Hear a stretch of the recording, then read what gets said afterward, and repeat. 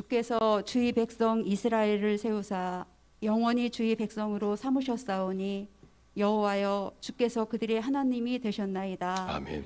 저희들을 영원한 주님의 백성으로 삼아주신 사랑과 은혜에 감사드립니다. 아멘. 또한 십자가의 고난과 고통을 감내하며 부활의 꽃을 피우심으로 우리에게 부활의 기쁨, 부활의 영광, 부활의 소망을 갖고 살아가도록 은혜 주신 하나님께 영광과 찬양을 올립니다. 아멘. 주님이 선택하신 이스라엘 백성은 수없이 이스라엘의 하나님을 저버리고 여호와의 목전에서 악을 행하였습니다. 그 결과 이스라엘의 하나님은 진노하사 그들을 그들의 대적의 손에 넘기셨습니다. 주님. 그러나 하나님의 백성이 마음을 다하여 여호와를 섬기고 헛된 것을 쫓지 아니하면 하나님은 자기 백성을 버리지 않으실 것이라며 두려움에 떠는 이스라엘 백성을 위로해 주셨습니다. 아멘. 주님. 성도는 승리하신 그리스도의 뒤를 따라가며 아멘. 찬양과 감사를 드리는 삶을 사는 자들이라고 말씀하신 주님. 아멘. 주여. 수없이 많은 원망과 불평을 일삼았던 민수기의 이스라엘 백성보다 주여. 오늘 저희들은 더 많은 죄를 범하고 있는 연약한 백성임을 고백합니다. 아멘. 주여. 그러나 저희들도 하나님의 백성으로 구별된 성도로 이 세상의 통치를 받기보다는 하나님의 나라에 사는 삶을 보여주기를 원합니다. 아멘. 주여. 사무엘하 23장 18절 다윗의 용사와 30인의 시위대 용사들처럼 하나님 나라를 확장해가는 그리스도의 용사들이 되길 기도합니다. 아멘. 주님. 십자가에서 승리하신 그리스도의 뒤를 따라가며 주여. 찬양과 감사를 드리는 삶으로 인도해 주실 줄 믿으며 감사기도 드립니다. 아멘. 주님. 사무엘상 14장 믹마스 전쟁에서의 이스라엘의 승리는 하나님을 온전히 의지했던 신실한 사람인 요나단의 믿음과 담대한 용기 덕분에 가능했던 것입니다. 저희들도 아무리 강한 대적과 역경을 만난다 할지라도 주여. 끝까지 하나님만을 의뢰하며 담대한 믿음으로 나아감으로 말씀으로 성공 성취를 이루는 삶으로 인도해 주심을 믿고 감사기도 드립니다. 아멘. 주여. 저희 재단이 지역사회의 선교적 사명을 잘 감당하는 교회로 인도해 주세요. 아멘. 새로 시작한 장학 사업이 저희들의 기도와 정성, 신촌 성결교회 청년들과의 협력하여 선을 이뤄가므로 주님. 이 지역에서 하나님 나라가 선포되고 확장되는 역사를 아멘. 경험하게 인도해 주세요. 아멘. 주님. 저희들을 진리의 말씀으로 인도하시는 목사님, 주님. 새벽 예배, 수요 예배, 금요 성서대학, 주일 예배 모든 예배 시간마다 주님의 장중한 손으로 목사님을 인도하셔서 주님. 선포되는 말씀마다 저희들의 심령을 변화시키는 말씀이 되어 주여. 영성과 전문성을 겸비한 성도가 되어 세상에서 승리하게 하시고 아멘. 목사님을 통한 농촌 목회의 사명을 하나님이 계획과 뜻대로 잘 감당하시는 제사장으로 인도하심을 믿고 감사기도 드립니다. 아멘. 주님. 여러 어려움 중에 있는 저희 성도님들 주여. 하늘의 권능과 주권을 명확하게 깨달아가므로 아멘. 어려운 시기에도 신앙의 정도를 걸으며 주님. 역경을 믿음으로써 이겨내므로 그 믿음에 합당한 복을 내려주실 줄 믿으며 주님. 모든 말씀 부활의 꽃이 되신 예수님 이름으로 감사기도 드립니다. 아멘. 오늘 우리가 이 부활절 아침에 같이 보실 하나님 말씀 고린도전서 15장 1절에서 11절 말씀 제가 한 절 읽고 여러분들 한 절씩 읽도록 하겠습니다. 교독하도록 하겠습니다. 형제들아 내가 너희에게 전한 복음을 너희에게 알게 하노니 이는 너희가 받은 것이요 또 그 가운데 선 것이라.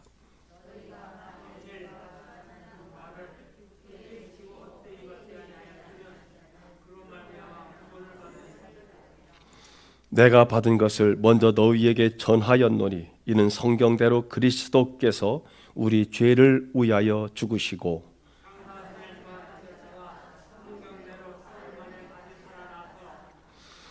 게바에게 보이시고 후에 12 제자에게와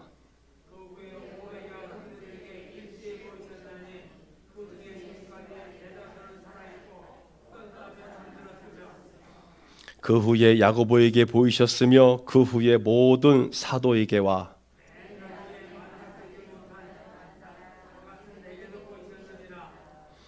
나는 사도 중에 가장 작은 자라. 나는 하나님의 교회를 핍박하였으므로 사도라 칭함 받기를 감당하지 못할 자니라.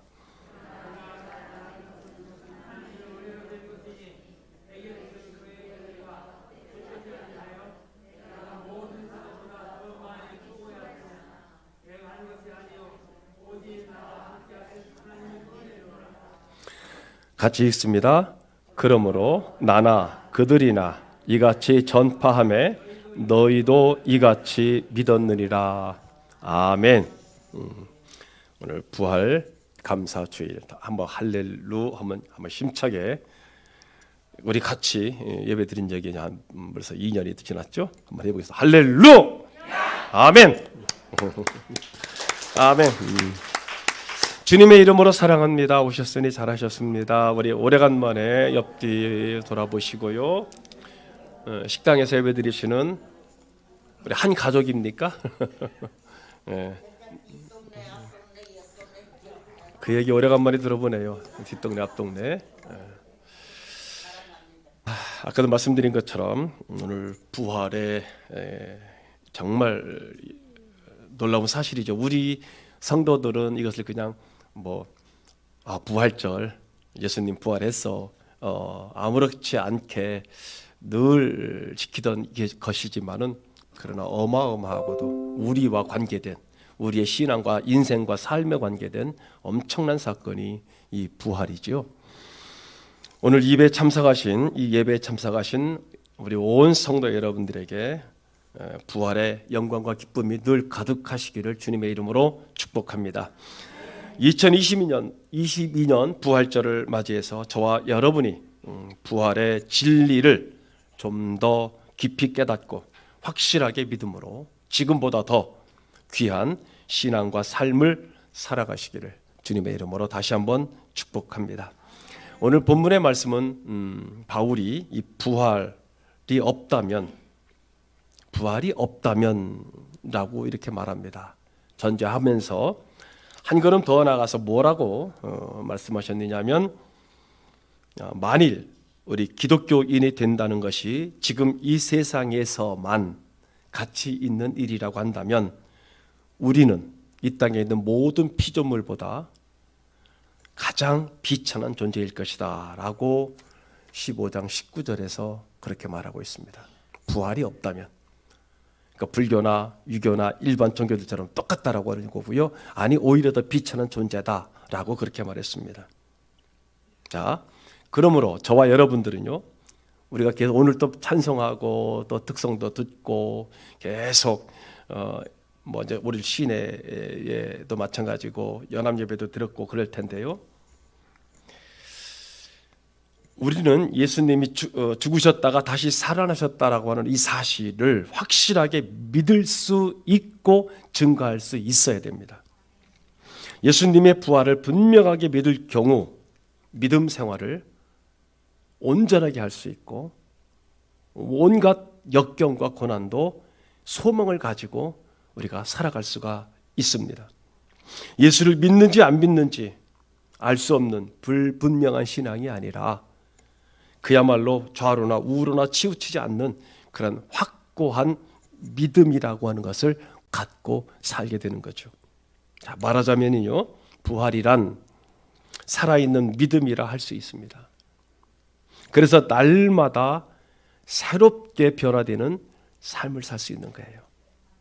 여러분, 죽은 나무는 어때요? 날이 갈수록 썩어가지만 살아있는 나무는 날이 갈수록 무럭무럭 성장하고 새롭게 변화되는 그런 모습을 보여줍니다. 살아있는 나무는 자 여기 강대상 앞에 두 종류의 지금 화초가 있죠. 하나는 모조고 하나는 살아있는 생명체입니다. 살아있는 생명체가 되니까 어때요? 계속 싹이 올라오고 살아가는 거죠. 성도도 마찬가지입니다.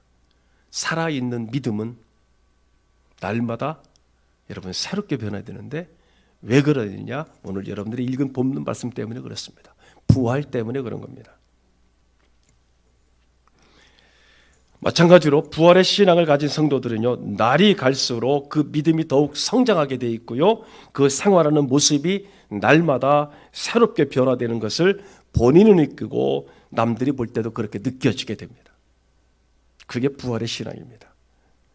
그리고 부활의 소망을 가지고 있는 성도는 밝은 미래적 소망을 가지고 살아갑니다. 지금 사는 것이 고달프고 괴로울지라도 미래에 대한 밝은 꿈을 버리지 않습니다. 왜냐하면 예수님께서는 이 땅에 그 누구도 이겨내지 못한 죄와 죽음의 세력을 이기시고 부활의 승리를 거두셨기 때문에 그 부활하신, 오늘도 우리가 말씀을 읽었고 같이 보셨던 그 예수님을, 부활의 첫 열매 되신 예수님을 믿는 성도들은 아무리 힘들어도, 아무리 어려워도 결코 절망하거나 포기하지 않습니다. 여러분들이 새벽마다 듣고 있는 그 욥처럼 말입니다. 그렇습니다. 부활하신 예수님을 믿는 성도들은 어떤 악조건 속에서도요, 절대로 굴복하지 않고 기어코 승리하는 인생을 살아갑니다. 포기하지 않습니다. 하나님께서는 부활의 신앙을 가진 사람들을, 성도들을 그냥 내버려 두지 않습니다. 여러 가지 방법을 동원해서 그를 돕습니다. 그래서 반드시 여러분 승리하도록 우리 주님께서 붙들어 주십니다. 그런 분이 많잖아요. 그런 분이 참 많은데 한번 한 분을 여러분들에게 소개를 하고자 합니다. 2013년 9월 26일자 조선일보 인터넷판에 나왔던 그런 이야기입니다. 두 손 없는 소금장수 강경환 씨의 장엄한 인생이라는 타이틀로 이제 그 기사가 떴는데요. 그 기사의 내용이 이렇습니다. 해마다 명절이 되면 충남 서산 일대에 사는 독거노인들 집 앞에 천일염이죠. 그러니까 맑은 천일염 30kg씩 한 포대를 놓고 가곤 했다는 겁니다. 그 일이 15년째 계속되고 있다고 하는데요. 지금도 하고 있고요. 그 주인공이 2년 동안은 저분입니다. 이 두 손이 없어요. 누구인지 몰랐는데 드디어 2년 후에서야 그 주인공을 알게 됩니다. 그가 바로 저 강경환 씨라는 분이거든요. 보시는 것처럼 두 손 없는 장애인입니다. 두 손 없는 분이 저렇게 염전을 운영하고 있습니다. 7년 전까지만 해도 저분은 기초생활수급자였고요. 그야말로 자기 가림하기에도 바쁜 그런 사람이 남을 돕고 있다는 그런 얘기입니다. 근데 저분이 저렇게 두 손을 잃게 된 경우는 초등학교 6학년 때였다고 하죠. 충남 서산 쪽에는 해안이 많이 있습니다. 여러분들 잘 아시는 것처럼 거기에 해수욕장들이 참 많이 있죠. 그런데 해변에서 깡통 하나를 발견해서 갖고 놀다가 그 깡통을 두드렸는데 그 순간 터져버린 거죠. 터져서 두 손이 날아가 버린 겁니다. 그 깡통은 6.25 종란 때 묻어놓은 대인지뢰였습니다. 이때 두 손을 잃어버렸죠. 그러니까 그가 남 보기가 부끄러워서 중학교에 가지 않았다는 겁니다. 3년 동안 두문불출했다는 거예요. 아예 안 나왔다는 겁니다. 어머니가 밥을 먹여주고 소변까지 뉘어주어야만 했다는 거죠. 그러던 어느 날 외할머니가 돌아가셔서 어머니가 외갓집에 가시게 됐는데, 어머니가 있어야 밥을 먹고 어머니가 있어야 소변을 보고 이러는데 어머니가 안 오시니까 너무 배가 고파서 어쩔 수 없이 기다리다가 어떻게 해서 수서지를 해가지고 자기가 밥을 먹었다는 겁니다. 그리고 쌀 수는 없으니까 어떻게 해서라도 자기가 소변을 보았다는 거죠. 해결했다는 겁니다. 어느 날 이 강경환 씨가 모든 것이 다 귀찮고 힘들어서 이제 농약을 먹을 결심을 합니다. 죽어야 되겠다. 그런데 그때마다 누군가가 뒤에서 부르는 소리가 들리는 바람에 실패하고 또 실패했다는 거죠. 그 대신에 그는 주막을 나간 겁니다. 주막을 나가서 술로 세월을 보냈는데 아침 10시에 출근을 해서 밤 12시에 퇴근했다는 거예요. 주막에서. 그러니 그 부모님이 얼마나 참 속이 타겠습니까? 그러던 어느 날, 그날도 술을 먹고 집에 왔는데 어느 누군가가 이제 전도지죠. 유인물을 하나 놓고 갔다는 거죠. 그래서 보니까 무심코 쳐다보게 됐는데 그 유인물에는 팔과 두 다리가, 그러니까 두 팔, 두 다리가 없는 거예요. 간호사 정근자라고 하는 분이 그 교회에 와서 간증을 한다라는 내용이 적혀 있었던 거죠. 그래서 나는 두 손이 없는데 저 사람은 두 손, 두 팔 다 없네. 그래서 호기심에 참석을 했다는 거죠. 그 간증을 듣고 그가 생각했습니다. 야, 저런 사람도 사는데 나는 절반, 저 사람은 두 다리까지 없는데 나는 두 손만 없는데 나는 절반은 있네 라는 생각을 했다는 거죠. 그러면은 저 사람보다 더 얼마든지 사람 구실을 할 수 있지 않겠는가. 그래서 그는 그 길로 정근자 씨에게 편지를 썼답니다. 나도 당신처럼 살 수 있겠습니까? 근데 즉시 답장이 오기를, 너도 나처럼 살 수 있다. 나는 두 팔, 두 다리가 없는데도 사는데 너는 그래도 다리는 있지 않느냐. 그래서 후에 강경화 씨가 기자에게 말하기를, 나에게 손이 있었다면은 나는 그 두 손으로 아마 나쁜 짓을 하고 살았을 것 같다라고 말했다는 거죠. 손이 없는 대신 사랑을 알게 됐고, 그래서 마음의 변화를 갖게 됐고, 그 결과로 새로운 인생을 살게 되었다라고 기자에게 말했습니다. 그래서 그는 정근자 씨 그 간호사로부터 편지를 받고 이후 술을 끊고 일을 배우기 시작했습니다. 두 손이 없는데 무슨 일을 하겠습니까? 그런데 얼마나 이 다짐을 강하게 했던지 삽질도 익혔다는 거예요. 없는 손으로. 그리고 오른손에 손목에다가 지금 그 낫을 테이프로 감고서 낫질을 하는데 아버지의 농사일을 도왔다는 겁니다. 그렇게 해서. 그리고 다니던 교회에서 배우자를 만났는데 배우자 성함이 정순희 씨죠. 배우자를 만나서 결혼까지 했습니다. 그러던 중에 저 아버지 친구가 염전을 해보라고 했다는 거죠. 그때부터 그는 피눈물 나는 삶을 살기 시작합니다. 농사 짓는 삽보다 훨씬 더 무겁고 큰 삽입니다. 염전에서 쓰는 삽은 이런 조그만 삽이 아닙니다. 그 큰 삽을 두 손 없이 사용해야 했는데 정상인들이 5번 삽질할 동안에 자기는 한 번을 겨우 하는. 그래서 그는 남들보다 일을 더하기 위해서 하루 2시간만 잠을 잤다고 합니다. 그래서 염전이, 이분이 열심히 하는 바람에 2년 만에 이 염전이 정상으로 돌아왔고, 그러던 중에 그가 남을 도와야 되겠다라고 하는 생각을 하게 됐답니다.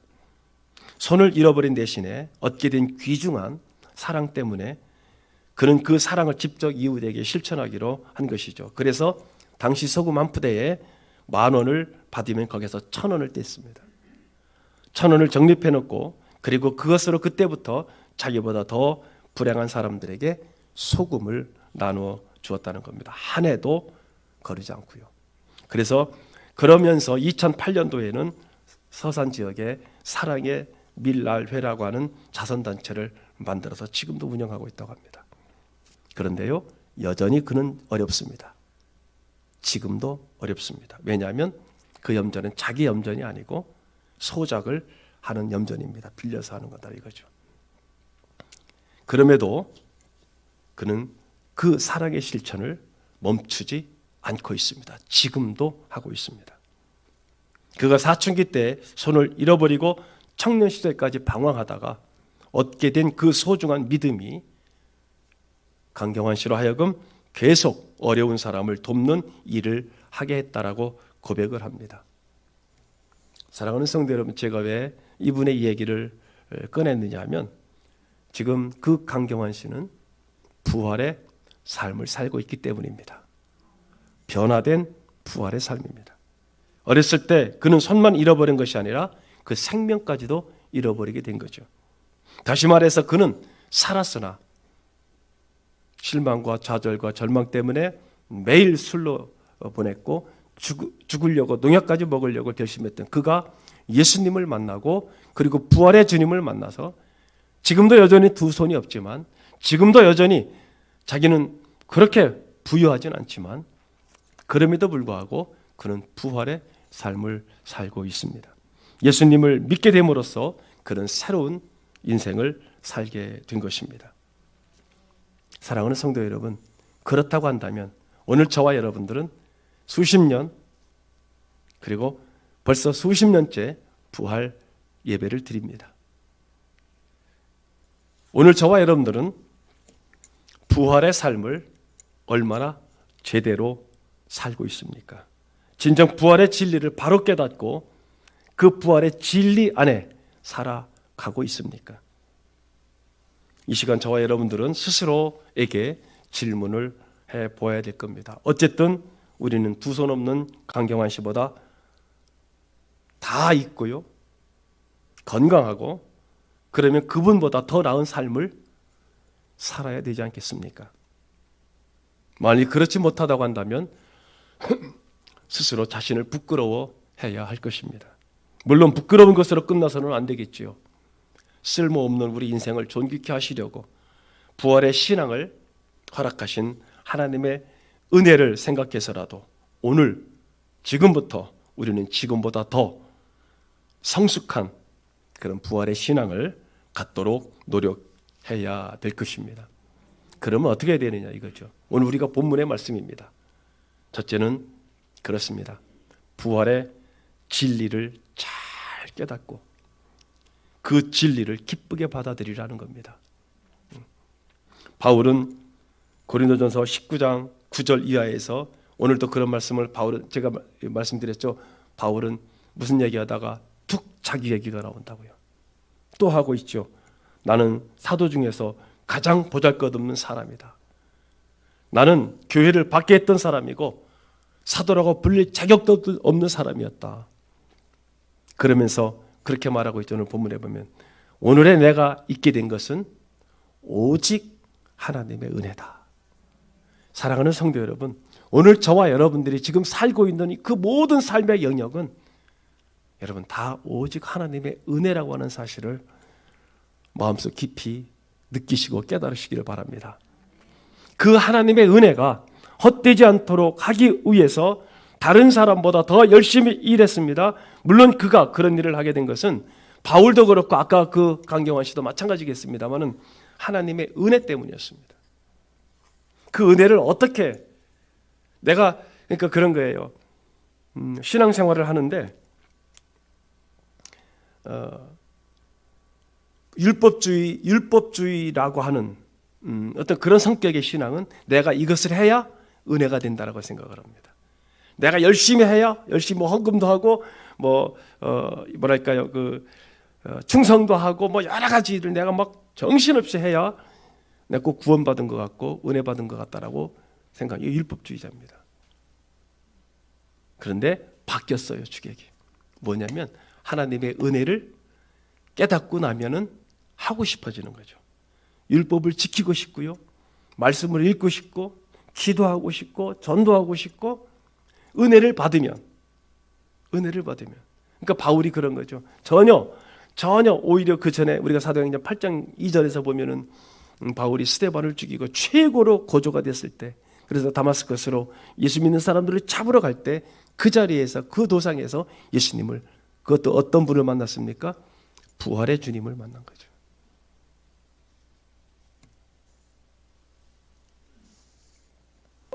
여러분, 바울은 그리스도 예수를 핍박했던 사람이었는데 부활하신 예수님을 만나고 난 다음에 예수님의 부활을 증거하는 복음 전도자가 되었죠. 그러니까 예수님 편에서 볼 때는요, 바울은 과거에 아무 쓸모없는 정도가 아니라 방해꾼이었습니다. 예수 믿는 사람들을 잡아 죽이고 가두고 자기는 철저하게 하나님을 이것이 충성하는 길이라고 그가 여겼던 그였잖아요. 예수님을 잘 몰랐잖아요. 그런데 부활하신 예수님을 만난 바울은 복음 전도자의 방해꾼이 아닌 오히려 복음을 전하는 전도자로 새로운 인생을 살게 됐습니다. 그렇습니다. 예수님은 우리 모두가 지금 오고 오는 세대 중에서 가장 인류 최대의 적이 뭡니까? 최대의 두려움이 뭡니까? 죽음이죠. 사람들이 오늘날도 안 죽기 위해서, 건강하게 살기 위해서, 그럼에도 불구하고 어떻게 되는, 그게 안 옵니까? 도망갑니까? 오고 있습니까? 오고 있잖아요. 그런데 예수님께서는 바로 그 죽음의 권세를, 죄의 권세를 물리치시고 우리가 찬송하신 것처럼 승리하셨습니다. 그래서 예수를 믿고 따르는 모든 사람들에게 새로운 소망과 기쁨을 안겨주신 것이 바로 부활입니다. 부활이에요.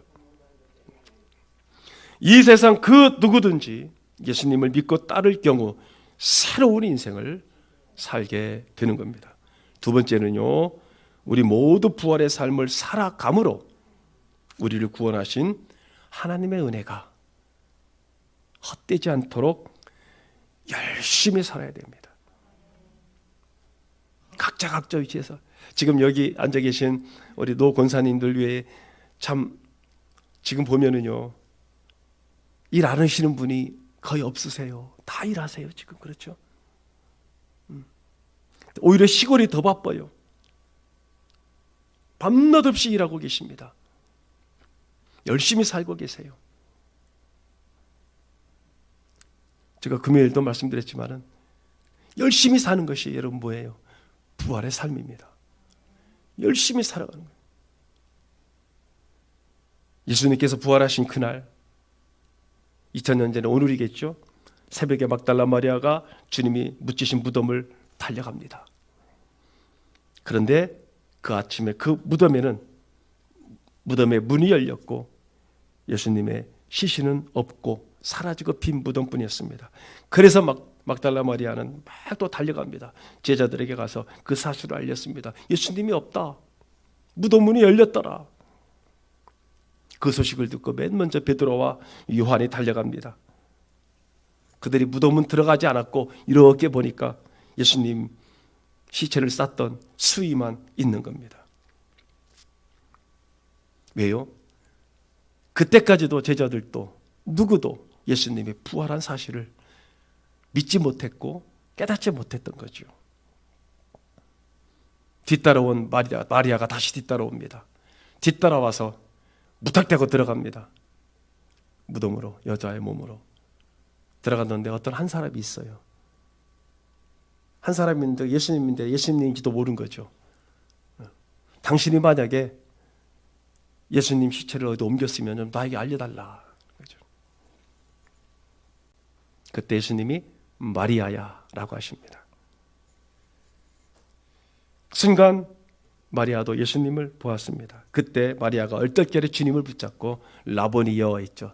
성경에 보니 선생님이여 이랬습니다.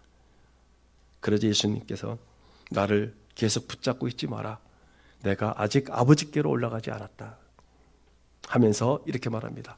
너는 내 형제들을 찾아가서 제자들에게 찾아가서 내가 하나님 아버지께로 올라갈 것이다라고 말해라. 그래서 막달라 마리아가 달려가서 또 제자들에게 자기가 예수님 만나뵌 것을 또 주님께서 말씀하신 것을 그들에게 전합니다. 사랑하는 성도 여러분, 예수님께서 십자가에 달려 돌아가신 것은 하나님께서 우리를 얼마나 사랑하시는지를 보여주시기 위한 최고의 행위였습니다. 그리고 하나님은 예수님처럼 자신을 낮추시어 죽으시기까지 하나님의 뜻에 순종할 때에 그 하나님의 능력으로 그를 다시 살려주신다라고 하는 사실을 보셨습니다. 분명히 말씀드리지만 인간의 힘으로는 절대로 영원히 살 수 없음을 여러분들이 그건 다 인정하시죠. 그리고 이 세상에서는 우리가 모든 지혜와 능력을 다 동원해도 행복한 인생을 살 수 없습니다. 가만히 생각해 보십시오. 불과 한 40년 전 보릿고개가 있고 보리밥이 있었고 먹을 것이 없었고 어디 뭐 뭐가 있습니까? 지금처럼. 다 아시죠? 여러분 다 경험한 그 힘든 과정을 다 경험하셨잖아요. 자, 40년 지난 지금은 어떻습니까? 40, 50년 지난 지금 어떻습니까? 먹을 것이 지천입니다. 그리고 지금은 뭘 먹으러 가면은 아마 여기 있는 권사님들도 그러실지 모르겠어요. 우리 이제 노권사님들까지는 그거 이제 안 하시잖아요. 뭐 맛있는 거 먹으러 가면 먼저 안 먹고 뭐부터 해요? 사진부터 찍잖아요. 이거 먹었다 이거예요. 그리고 올립니다. 자, 그리고 요즘 TV를 들면은 여행 전문 방송이 몇 개입니까? 낚시, 맛집, 수많은 TV가 이제는 몇백 개의 TV가 어떻게 하면은 재밌게 살까? 어떻게 하면은 여행을 좋은 데로 갈까? 어떻게 하면은 즐겁게 살까? 근데 여러분 행복한 삶은 없어요. 아무리 그렇게 맛집을 공유하고 그래서 그런 거예요. 여러분 여기는 이쪽도 거의 마찬가지겠죠. 서울 근교에 덕소 그 근처가 있어요. 남양주 이쪽도 길 옆으로 쫙 다 음식점입니다. 누굴 만날 일이 있어서 작년인가 한번 거의 그쪽 가봤는데 점심때쯤 가봤는데요. 남자들은 없어요. 남자들은 가서 일하고 있지. 직장 가서. 그럼 누구만 있어요? 여자분들인데요. 우리 여기 우리 권사님들 요 또래들 그리고 이제 아주 연세 드신 분들은 다니지도 못하잖아요. 거기 와서 셋, 넷, 여섯, 일곱 다 그 쫙 있는 음식점이 전부 다 여자분들. 그거 한 끼 먹으려고 거기 오는 거예요. 오늘은 여기 가서 먹고 내일은 저기 가서 먹고 블로그 찾아가지고 맛있는 맛집 찾아가가지고서 맛있는데 전국적으로 다 찾아 돌아다니는 거예요. 자, 그러고 나면 뭐 할까요? 여러분 지금 사탄은 마귀는 말이죠. 이 마지막 때에도 우리의 모든 관심을 그 하나를 통틀어서 컬처라고 합니다. 문화, 놀이문화, 여행문화, 먹거리문화 여러 가지 문화. 부활의 신앙 언제 생각합니까? 하나님 나라 언제 생각합니까? 말씀은 언제 읽을 거고 기도는 언제 할 거고 할 시간이 없어요.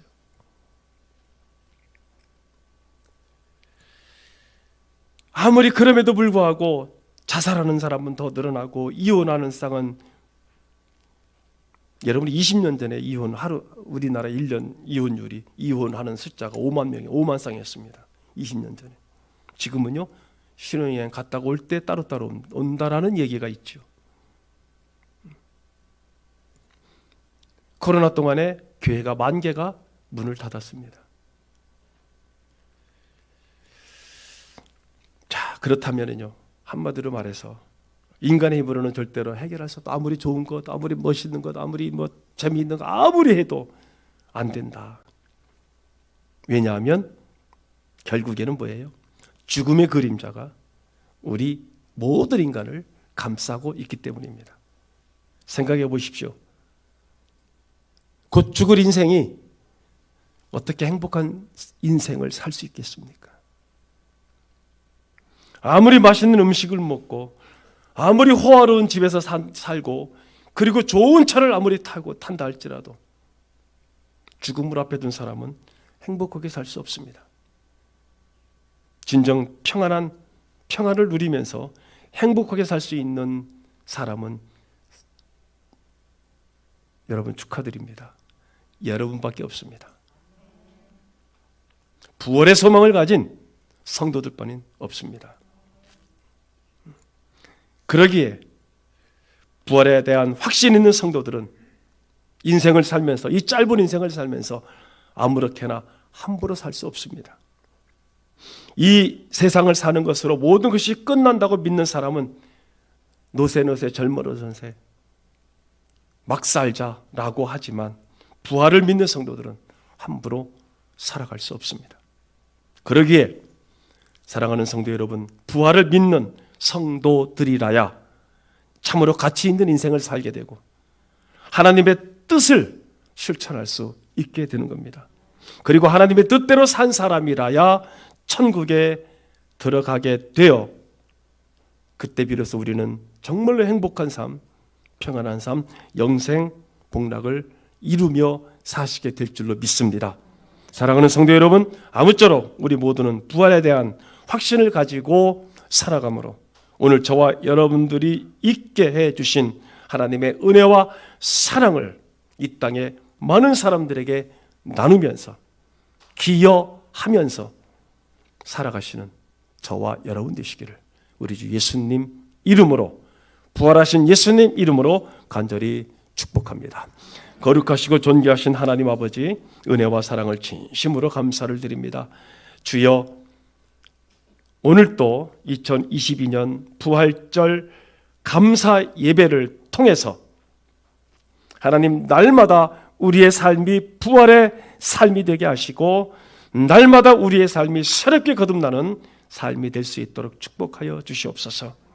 변화되는 삶, 날마다 새롭게 변화되는 삶을 살게 하시며 이제 코로나가 점점 완화되고 있습니다.